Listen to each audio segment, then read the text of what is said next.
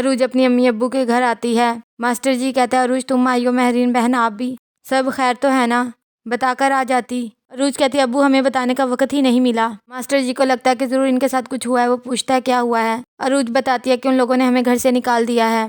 अम्मी को लगा था कि मेरी और अरीज की जिंदगी खतरे में है। मास्टर जी कहता है, अच्छा हुआ तुम लोग यहाँ पर आ गए हो, यहाँ पर आप दोनों बिल्कुल महफूज हैं। अरूज की अम्मी उनके लिए चाय बनाने के लिए जाती है। वसाई आती है। शाइस्ता कहती है, ये सामान लेकर कहाँ जा रही हो? वसाई कहती, गाँव जा रही हूँ। शाइस्ता कहती, कब तक आओगी? वसाई कहती, मैं अब नहीं आऊँगी, मुझे अम्मा जी और बड़े साहब लेकर आए थे, वो तो अब नहीं रहे यहाँ पर। बड़ी बेगम साहिबा भी अब यहाँ नहीं रही, तो मेरे यहाँ रहने का क्या मकसद? शाइस्ता कहती है, तुम्हारी नज़र में मेरी कोई अहमियत नहीं है। वसाई कहती है, नहीं ऐसी कोई बात नहीं है। शाइस्ता कहती है, तुम्हें अपने फैसले पर जरूर पछतावा होगा, जाओ और ये सामान वापस रखो। वसाई कहती है, नहीं अब मैं यहाँ नहीं रुक सकती। वो चली जाती है। शाइस्ता को बहुत गुस्सा आता है उसके ऊपर। अरूज की अम्मी महरीन को चाय लाकर देती है और कहती है, ये हमारा घर आपकी कोठी की तरह आरामदेह तो नहीं है, आपको जो भी तकलीफ होगी उसके लिए पहले से माजरत। महरीन कहती है, बहन आप ऐसी बातें क्यों कर रही हैं? ये अमीरी गरीबी कुछ नहीं होता, मैं तो खुद अपने किए पर बहुत पछता रही हूँ। मैं तो आप लोगों की बहुत एहसानमंद हूँ कि आप लोगों ने मेरी अरूज की इतनी आला तरबियत की और इसे आला पढ़ाया। अरूज की अम्मी कहती है, वो हमारी भी तो बेटी थी। महरीन कहती है, वो आपकी बेटी थी नहीं बल्कि है,